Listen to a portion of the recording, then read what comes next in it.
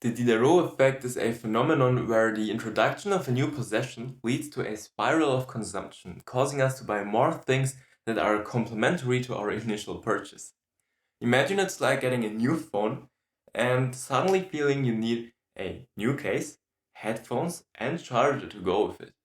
This effect is named after the French philosopher Denis Diderot, who wrote about his experience receiving a fancy robe as a gift.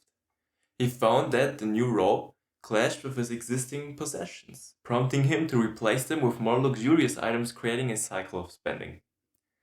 Similarly, when we buy something new, it often triggers feelings of dissatisfaction with our other belongings, leading us to seek out upgrades or additions. This can result in overspending and clutter as we accumulate more items than we originally intended. Understanding the Diderot effect can help us make more mindful purchasing decisions and avoid falling into the trap of unnecessary consumption.